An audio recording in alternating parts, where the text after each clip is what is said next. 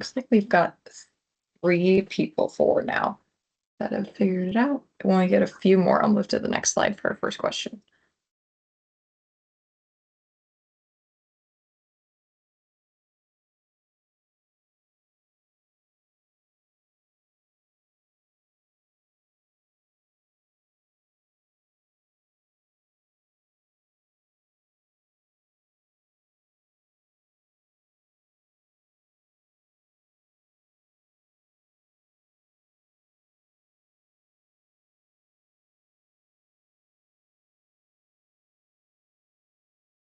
For those that just hopped on, I've got a slide up for a Mentimeter. We're gonna ask some questions. You can either log on with the code online or scan it onto it on your phone. Okay. We're just gonna start just with an introduction question, just to see what everyone got up to this summer.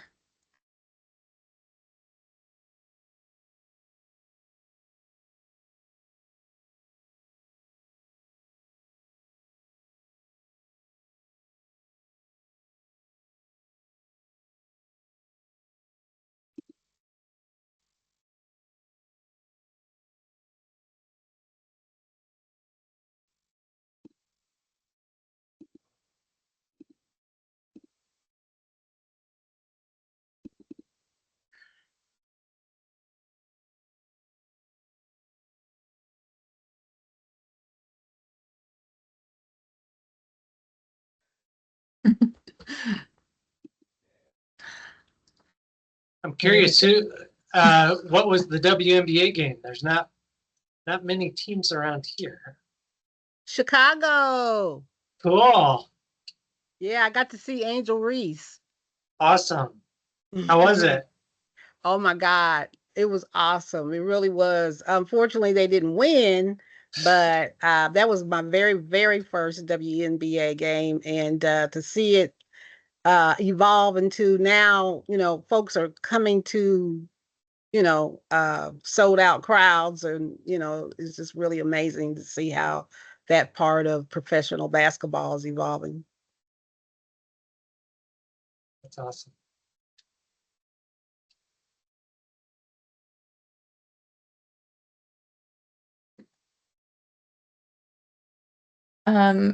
Next, I think we're just going to have everyone go around and introduce themselves, maybe just say their organization and if they want to elaborate more on what they enjoyed this summer. Bob, do you want to go first? Sure. Bob Martin, the BMS Project. We deal with good health, safety, and well-being of young athletes. I'm the founder. Next on my screen is PJ. Oh, okay, that's me. PJ, Pauline Johnson. And this is my first visit with you all. So I was recruited by Bill. And I have a nonprofit called Scholar Smarts. I'm the founder. What does Scholar Smarts do? I'm glad you asked. So we are a pretty much grassroots school to career program for middle school to high school students. We are out of school hours for citywide youth that are taking part of post-secondary plans. And so we note that there's a big push or a big interest of the collegiate athlete track. So we want to inform those coaches and athletes starting 8th grade and up. And we've had our inaugural athletic summit. We did that back in March, and Kobe was instrumental in helping us with that. Awesome. Thanks for joining. Mm-hmm. But you can just call me PJ, but it's Pauline. Okay. Michael, would you like to go next? Sure. My name is Michael Kadama. I'm the Coaches Community Relations Manager for United Soccer Coaches. We work with about 8,000 soccer coaches across the United States, the largest organization in the world dedicated soccer coaches.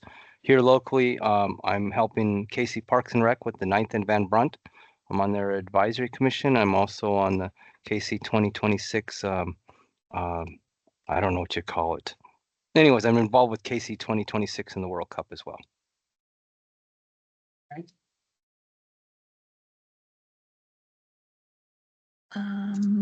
Ramel, would you like to introduce yourself?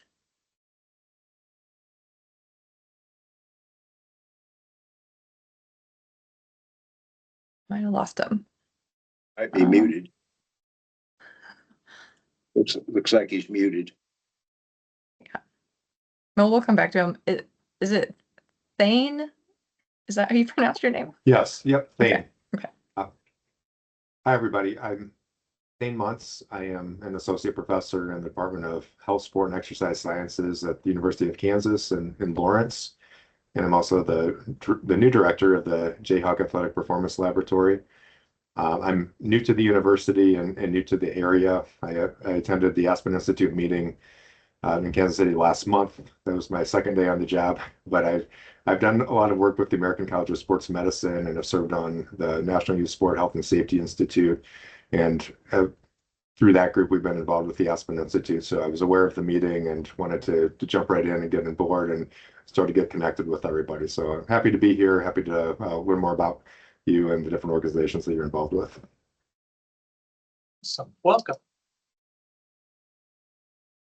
Ben, would you mind going next? Sure. Hi, everybody. My name is Ben Aiken. I oversee community relations for the Kansas City Current. We really enjoyed the summit a couple of us attended last month. And so we're excited to hear about the activities of the group. Lamar? Yeah, good afternoon, y'all. Lamar Whitson. I am leading the organization called Game Breakers Academy here in Kansas City. And our primary focus is on connecting with young men in the heart of the city, typically in difficult situations, helping recognize young men with athletic potential and helping them maximize that through athletic training, but also coming alongside providing academic support and development as well as leadership support and development. So really trying to invest deep and holistically into the lives of young athletes and their families to see them step into the next stage of life prepared. Great. Chris Harris? Hi, I'm Chris Harris. I'm with Harris Park, and I would like to, I use sports to clean up our inner city. And I guess my favorite thing this summer is having the Taste of Kansas City here over the holidays, and it was outstanding for us. Cool. And Colby.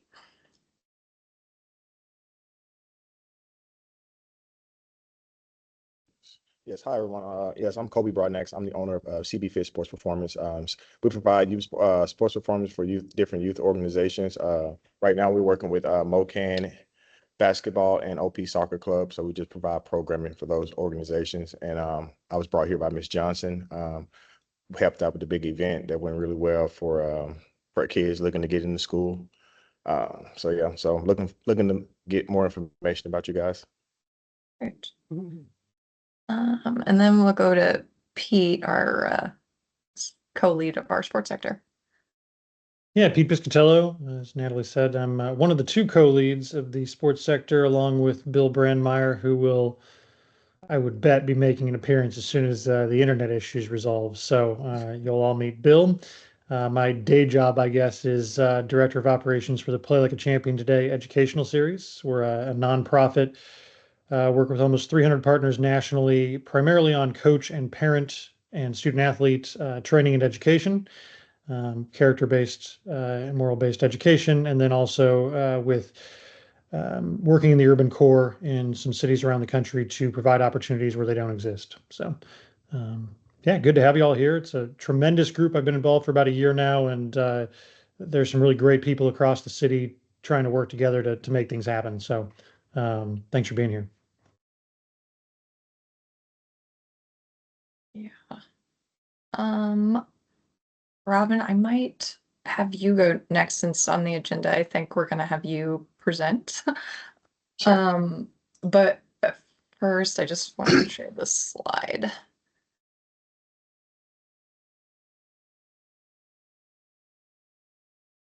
Just some pictures from the event. I think a lot of you were able to attend, it sounds like, so thought it was really successful. We had over 150 people RSVP and about 130 attend, we think.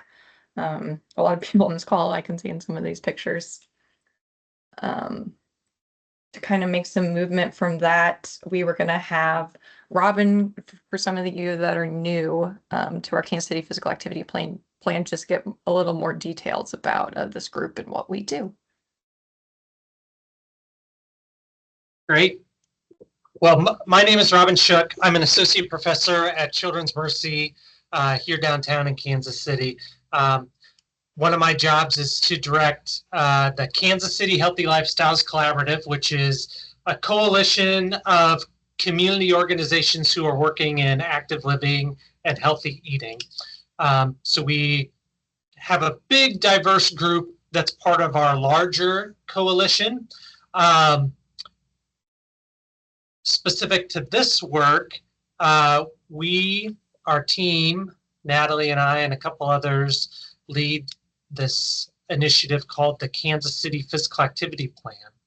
And the goal of the Kansas City Physical Activity Plan is to, across all of the different parts of society, create opportunities for children and families to live an active lifestyle. So as part of that work, we've been engaging with lots of different sectors, including those in youth sports.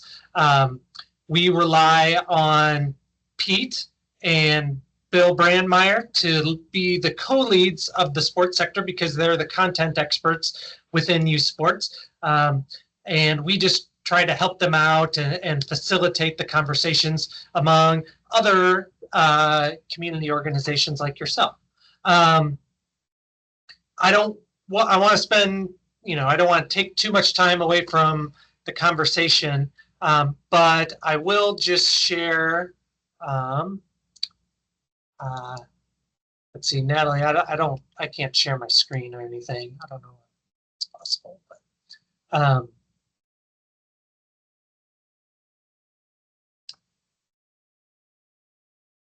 while we're waiting to see if we can get that figured out. So essentially there are, the sports sector is one of 10 sectors that we're supporting. So just like what's happening here, there are 9 other groups meeting, groups related to like healthcare, early childhood, education, schools, infrastructure and built environment, public health. So all those different sectors, they're doing exactly what you guys are doing right now and talking about how we can create opportunities to be active. We started about 5 years ago, and over the course of about the first 2 years we were around, we developed 6 strategies that,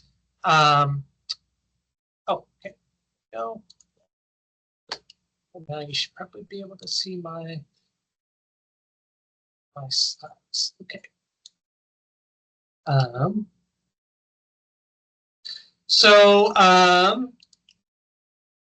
Here are those 10 strategies that we support as the physical activity plan. And the point I want to make is that it's not just youth sports that we're focusing on and not just youth sports where action is happening. This is happening all across these other great sectors within our city. And this sector-based approach is one of the reasons why we think we can really make a difference in making kids more active in our community. Because if you see and are impacted by these strategies all the time, you're more likely to have system change.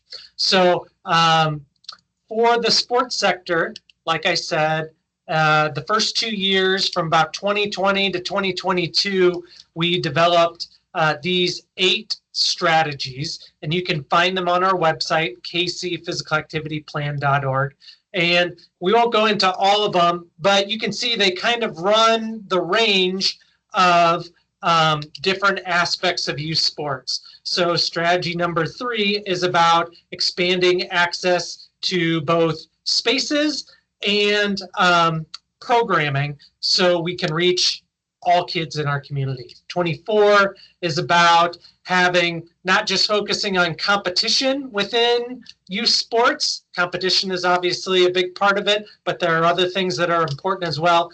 And so things like things that talk about that help provide background in physical health, physical literacy, mental health, things like that. 25 is about creating safe and inclusive spaces. Strategy 26 is about creating a policy that everybody can get behind so we can have a shared goal about what youth sports should be in our region. 27 is creating a regional entity that kind of unifies all the many different players that exist in youth sports. 28 is about minimizing injury. 29 is about collecting data that is meaningful so we know who's being reached and who's not being reached. And then 30 is using technology to enhance the quality of the sports experience. So these are the strategies that were developed. They're evidence-based, and we are now trying to find areas where we can start implementing these strategies.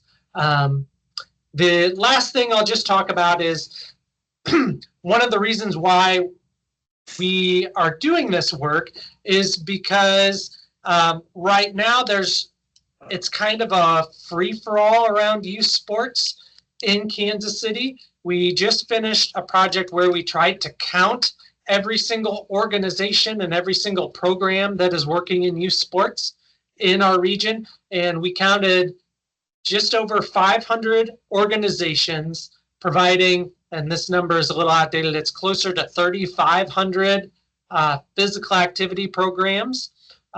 So obviously it's a big part of our region. However, very few address things like mental health.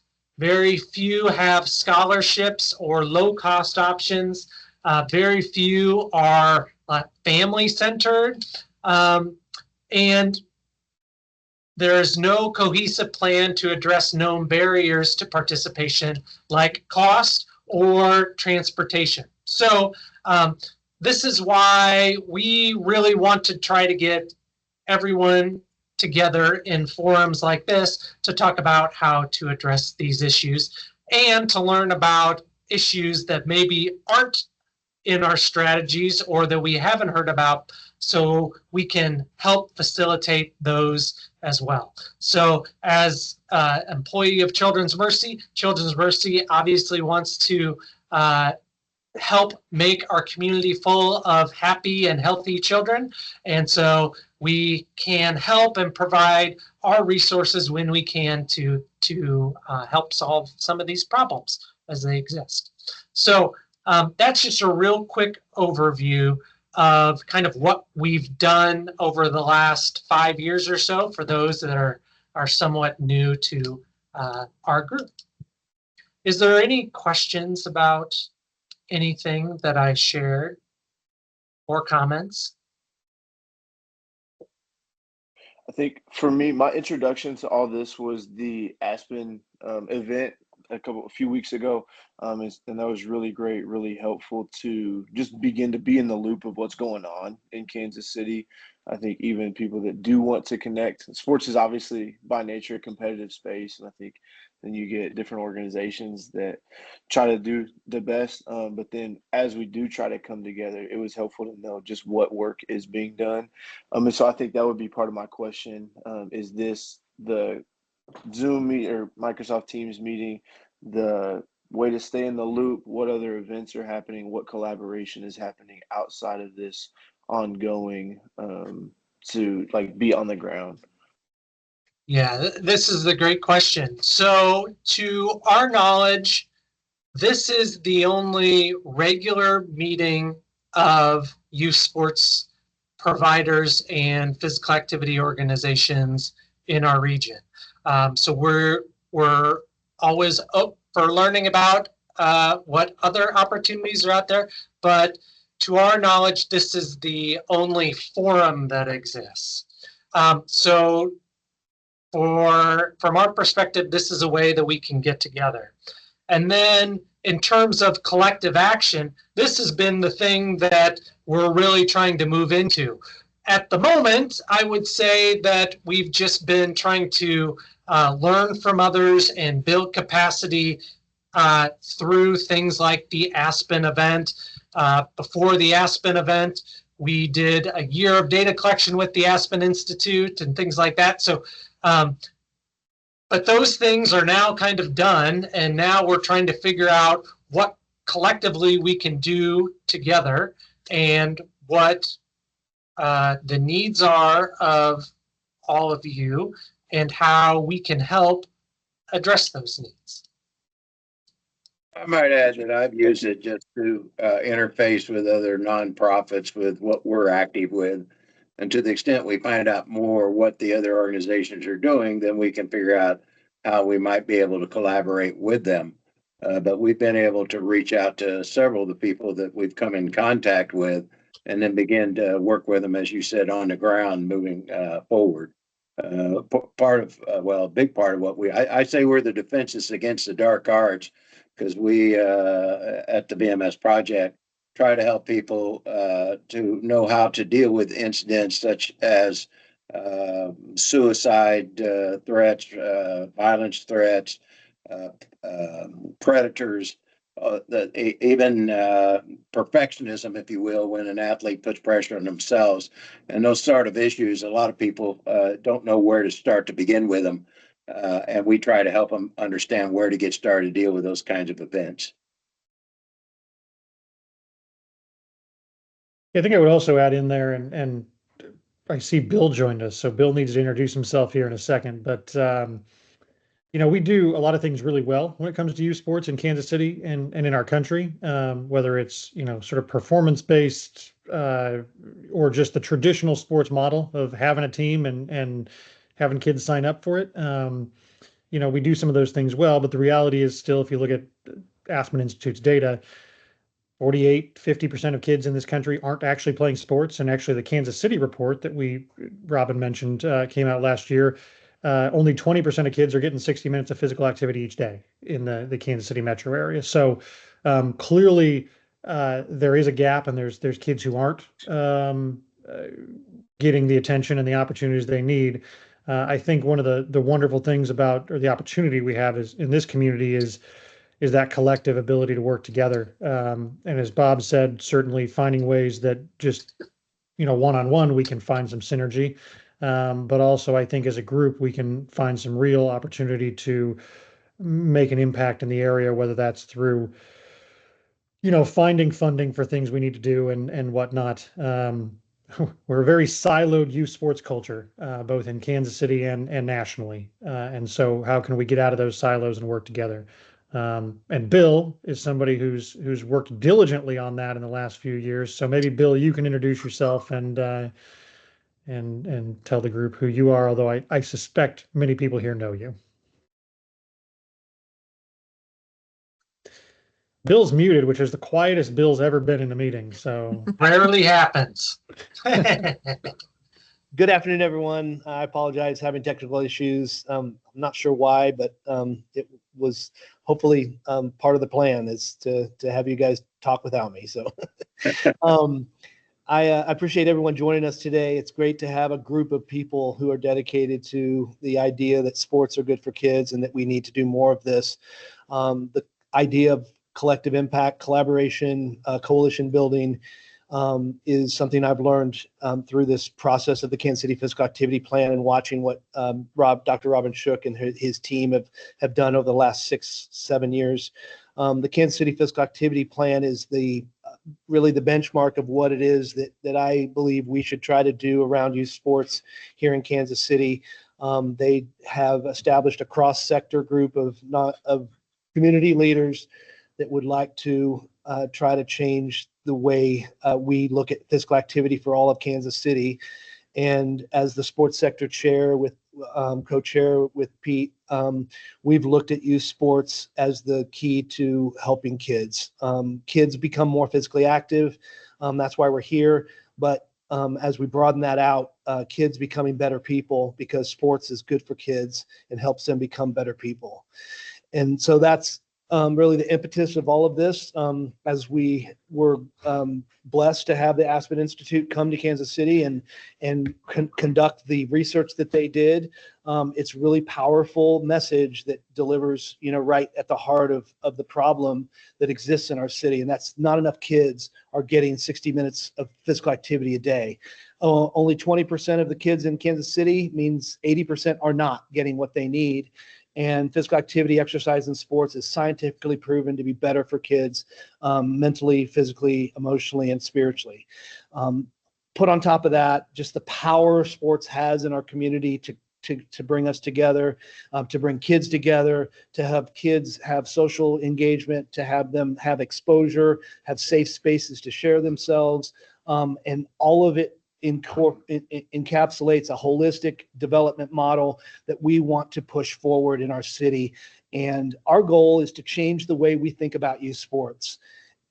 I don't know if we can do that because youth sports has its, core problems that sometimes seems insurmountable, but basically what the sports sector group and what our strategies that we've established, the 7 strategies that are part of the physical activity plan, all lead us towards is getting every kid in our city involved in some sort of high quality sports experience so they can have the benefits that sports gives them throughout their lives, male and female, girls and boys, or non-binary, whatever. We don't care. We just want kids playing the games that we have grown to love and learning life lessons through those games, and having mentor coaches and parents on the sidelines and teachers in the classrooms that all believe that sports are the way to help our kids become better people. Was that what I was supposed to say? Close enough. But yeah, so that's what this sports sector meeting is all about. We were going to dive into some of the strategies so you guys could have some exposure to the work that we've done over the last 5 years in the sports sector. But primarily, I'm centered on strategy number 27. And 27 is all about coalition building, collective impact. How do we work together better? How do we, take the energy that is, it's palpable throughout our city. When the Chiefs kick off, when the Royals are gunning for the playoffs, when the KC Current are the best NWSL team in the league, and when Sporting KC is fighting for their lives to try to stay open to the playoffs, this city is just vibrant everywhere, and that excites me. But it also gives me a little pause to know that there are kids out there right now that are sitting at home on their computers or on their phones, isolated, alone, and they don't get what they deserve. They don't get what they need. Okay, Bill, do we want to move into that group discussion and the Mentimeter questions? You Yeah. missed it, but Robin did kind of go through his presentation. Okay.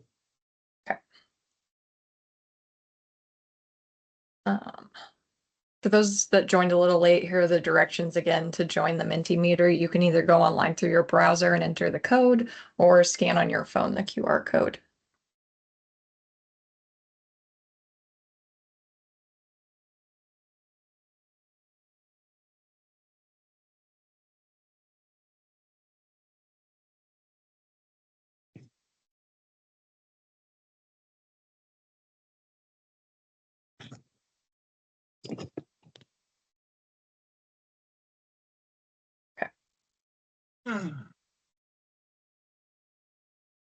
Let's just kind of review those strategies that Robin presented briefly earlier. We're going to ask some questions to see which ones you guys identify with. Bill, I will move to the next question. I'll have you take over.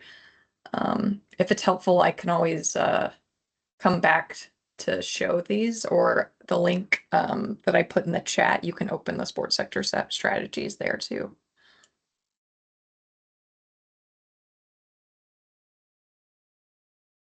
So let me just, while you guys are thinking, let me just read these aloud, just so everybody gets a sense of them.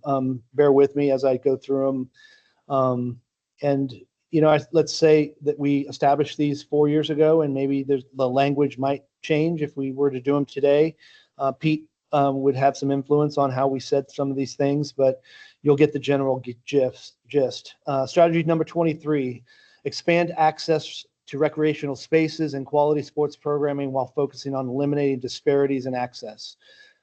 Strategy number 24, sports organizations should adopt policies and practices that promote overall health, physical health, and mental health, as well as participation growth and the development of physical literacy. Strategy 25, create safe and inclusive environments for sports participation that promote physical activity and health for youth and adult participation. Strategy 26, establish a regional policy that emphasizes the importance of sports as a vehicle to promote and sustain physical and active population. Strategy 27, establish a regional entity to serve as a central resource to unify and strengthen stakeholders in the sports sector. Strategy 28, ensure that sports programs and conduct in a manner that minimizes risk of sports-related injuries. 29, develop and implement a comprehensive surveillance system for monitoring sports participation in all segments of the population. And strategy 10, sports organizations should use advances in technology to enhance the quality of sports experiences for its participants. I would just say the one thing you would notice is that we're talking about sports in general across all populations. The fact that we've zeroed in on youth sports is probably influenced heavily by me, but also Pete and Dr. Adrian Roberson, who was the co-chair before Pete came on. Sorry.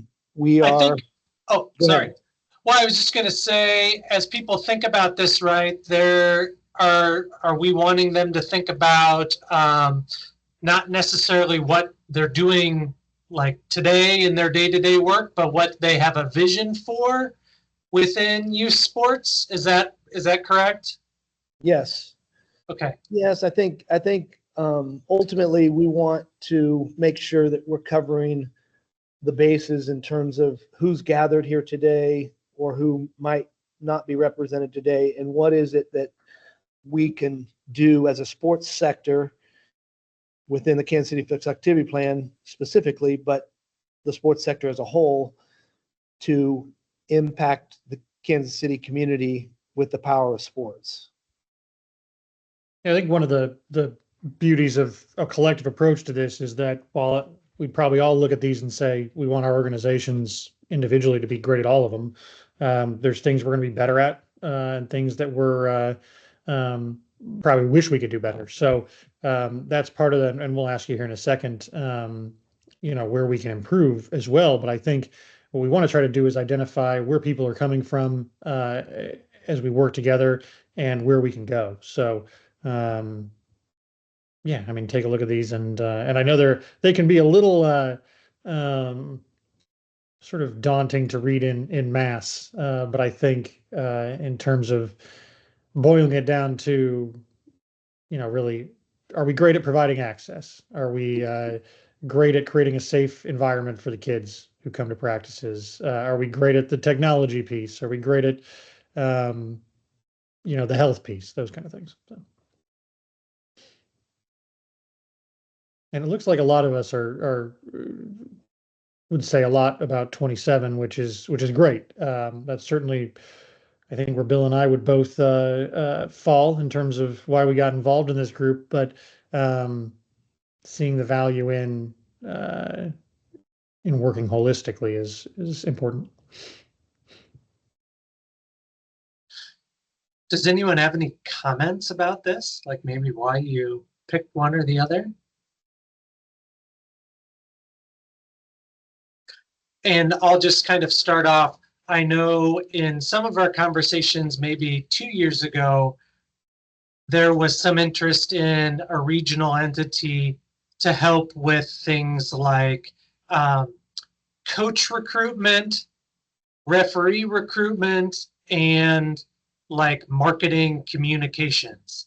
There were a lot of small entities that couldn't do all of those things very well on their own, and they were interested in forming kind of an alliance to do those things among a group, get a pool of 100 coaches that they can all draw for, something like that. So that was just one comment that we received, like I said, a couple years ago. I don't know if that aligns with what other people are thinking, or.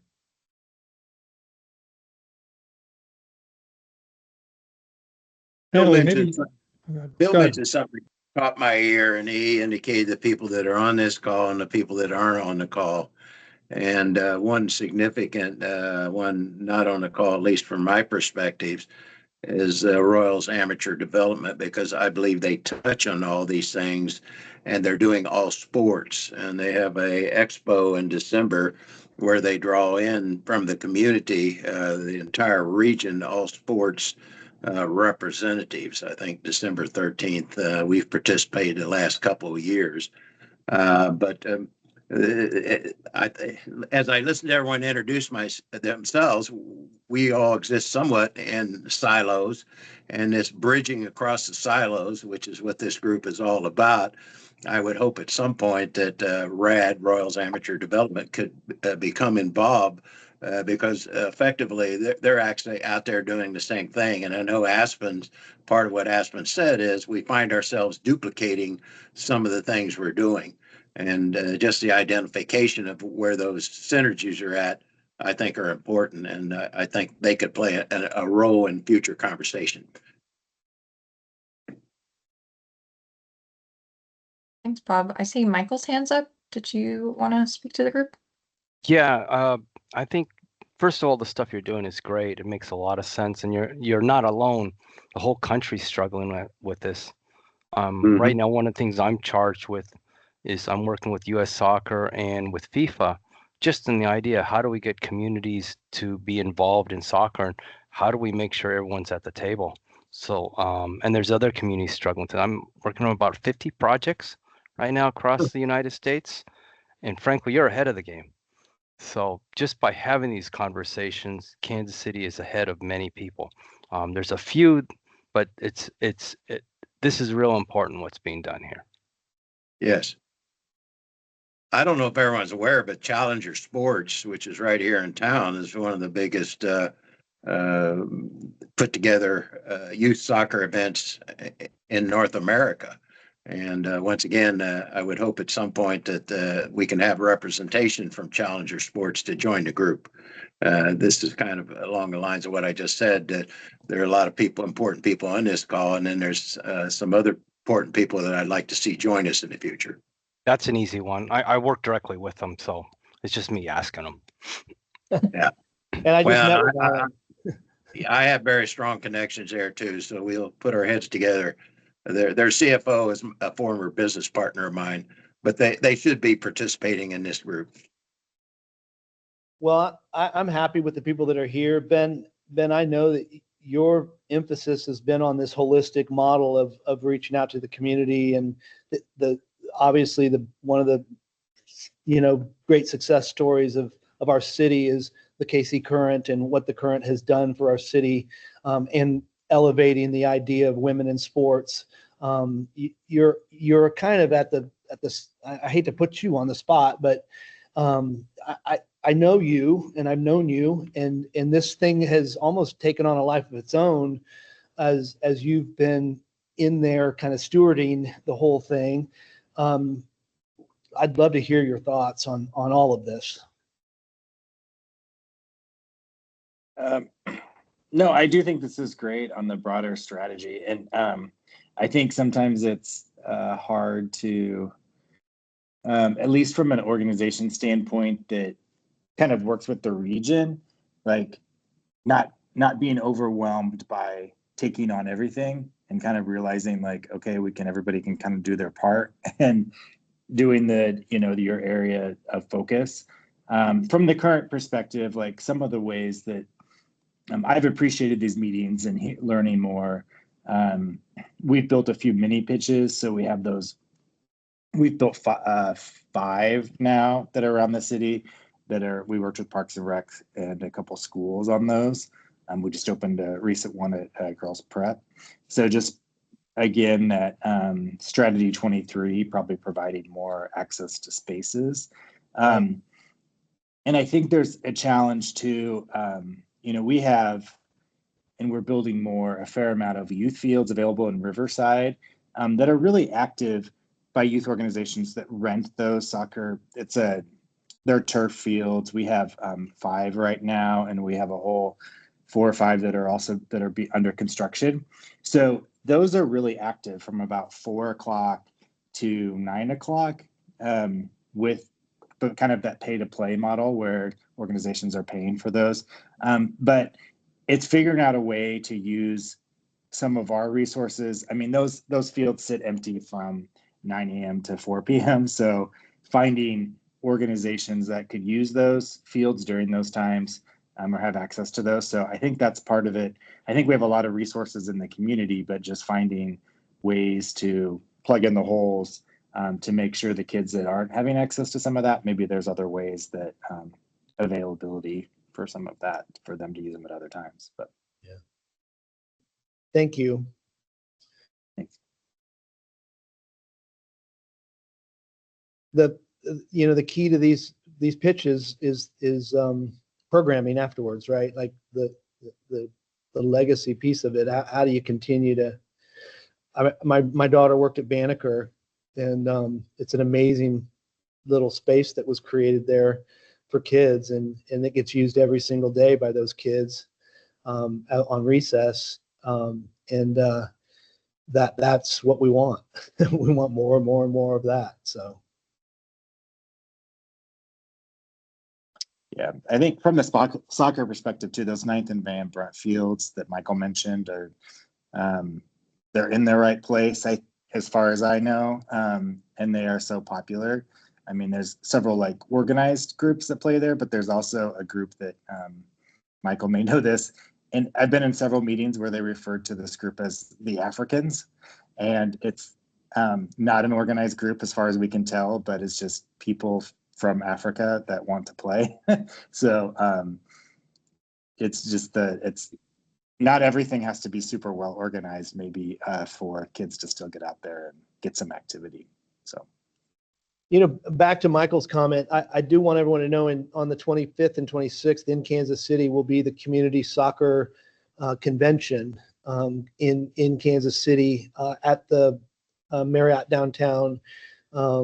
They also have a golf outing, I think, and some other things but it is bringing together grassroots soccer organizations to talk about how we do this. And if you look at what the Aspen Institute put out there as far as their 8 plays, one of their key plays is to think small, and their other key play is community engagement. We do not have to have over-structured, over-organized, over-professionalized youth leagues in order for kids to get the value out of these youth sports experiences.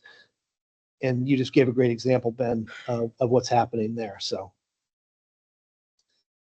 See PJ's hands up. Hello?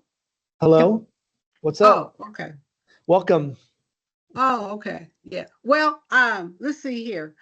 I think what I wanted to do was at least impress upon the group, since this is my first time, and I'm really trying to see where we could add value and where we could get support. And as I said, Bill had spoke to me almost, I don't know, maybe sometime earlier this year. And but fast forward, I'm looking at the strategies here, and even though I got my glasses on, this still looks small to me. But it looks like strategy 23 and 27 would probably be in line with what we're about. And I would like to again reiterate someone just said that there's so many silos that are operating out there. As a person that has came from both corporate banking and now second career, retired in education, in the counseling, career tech ed side, I've had a lot of exposure and experience with youth. And, you know, right now it's just really more obvious that, you know, sports can be the answer, at least to the youth I work with.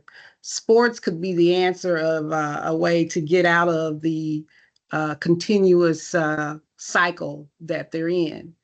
And so, you know, last night I went to a girls' volleyball game, and these are high school young ladies. And I mean, they were really hustling, really good game, lots of energy, you know. And then as I'm watching, I'm thinking, now, how many of these young ladies are really going to take this talent and perhaps, you know, move on in a collegiate pathway? And then and what has happened is I was at a conference in Atlanta, Georgia, and I'll make this short, but I sat in a workshop that really was an eye-opener when I listened to some people who were asking about how others implemented their citywide athletic summit. And I'm thinking, I don't think Kansas City even has such a thing. And so I inquired over the months and came back to Kansas City as well and got with people such as Colby Broadnex here. And we put together a pretty much grassroots athletic summit. We did a citywide athletic summit. And, you know, as I listen to what you all are saying, you know, this just really validates that our mindset, the small group of us that got together and implemented that summit, we were on the right track. And we do recognize that there are some issues and young people not getting the activity levels, particularly with, you know, handheld devices, and they're just constantly glued to the computers or, you know, and games and that stuff.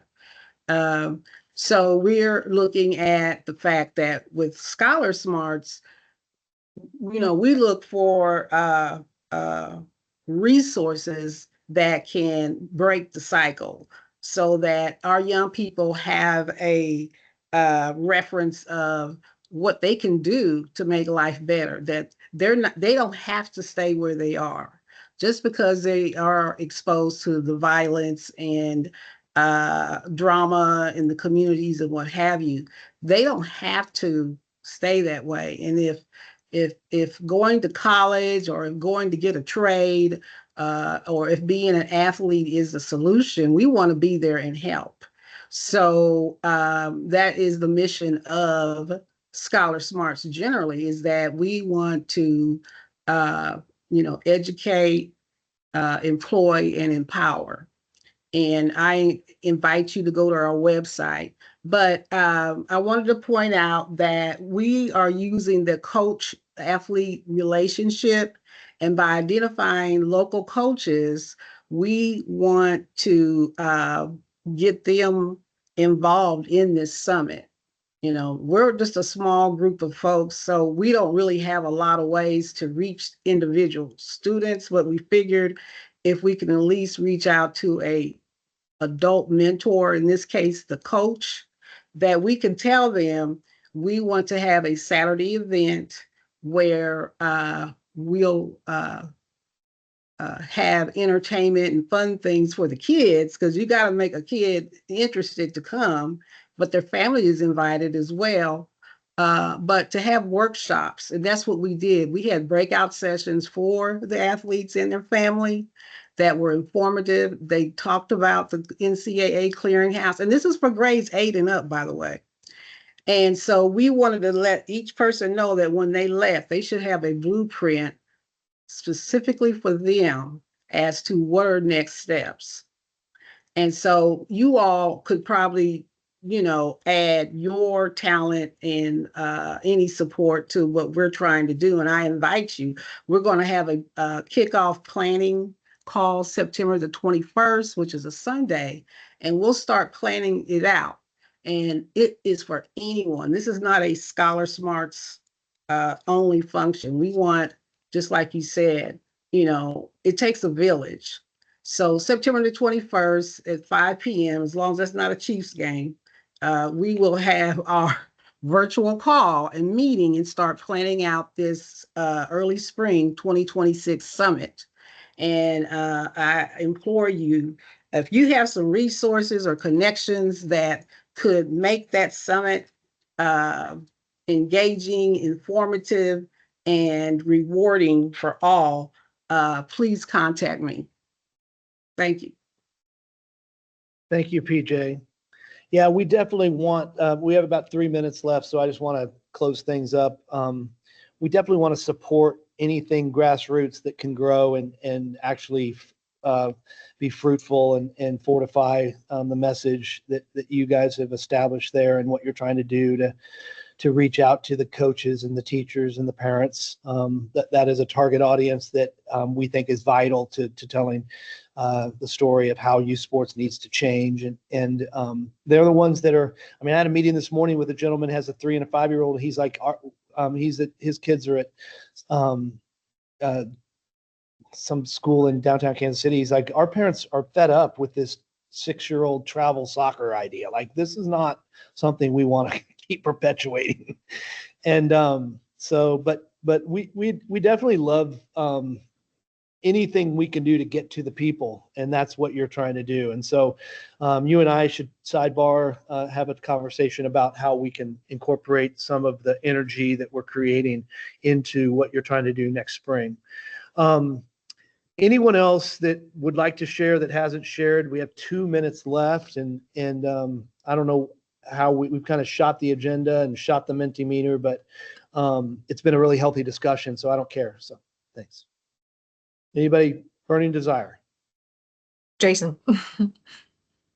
Hey guys, yeah, so we're really excited about what we have for coaches specifically with our 40 leaders using sports to build leaders. We're revamping our website, and we're gonna have some great materials and resources for people, as well as just to again shift like the perspective of like what sports should be about. That's developing people to become leaders, because again, look at the numbers. Most kids don't play beyond high school, and even if that's getting them to high school to keep playing, that's even a struggle right now with the devices and the screens and that kind of thing. So we believe the win is to keep them playing, because if they keep playing, we can keep putting good mentors in front of them, and they can build life skills to become great leaders. So that's the win in our eyes. So, and I'll leave it at there.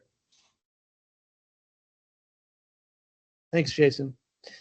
Well, at the end of the day, everything that we've talked about comes back to the simple truth that sports makes kids better. So it makes them healthier, more confident, more connected, and more prepared for life. And we just appreciate you all taking the time to join us today. We want the energy of the Chiefs, the Royals, the World Cup coming to Kansas City, all of the momentum. We want to harness that to build something that lasts far beyond what we currently have available to kids. 20% of the kids getting 60 minutes a day is not good enough. And that's what the Kansas City physical activity plan is all about. And you guys joining us today means the world to me. And Pete, I don't know if you have anything to say closing this out, but that's what I think. I would cede a little bit to Natalie and Robin here. As you can see on the screen, tomorrow, an event that I think would be worth everybody's time if you're able to make it. And then also, Natalie, I don't know if you're going to put it up on the screen, but we like to continue this conversation. We generally do this structurally in 2 ways over the course of a month. We have this sort of virtual meeting each month. As a sports sector, we also do what we've sort of deemed a coffee meetup. So you can see the next one on the screen, but the idea is just get together for a cup of coffee or whatever it may be on a morning. We move it around the city, and the idea is to bring people together in person to have conversation and find ways to work together. So would love to continue this conversation with all of you on the 23rd, and hope you can make it there. Love it. That's awesome. Hope you guys got a lot out of this. I did. Sorry I was late. Thank you so much. It's great. So Natalie, this gets them added to the distribution list, right? Is that To the calendar invites, yep. okay? PJ, let's you and I meet, and Jason, I think, wants to meet with you too. So let's you and I talk soon. Let's do that. I'm Okay. available next week. All right. Good. All right. Thank you. Thank you much. Thanks. Thanks, Ben, for being here. Thanks, everybody. Thank you. Bye. Okay. Thanks for being here, everybody. Thane, we didn't hear from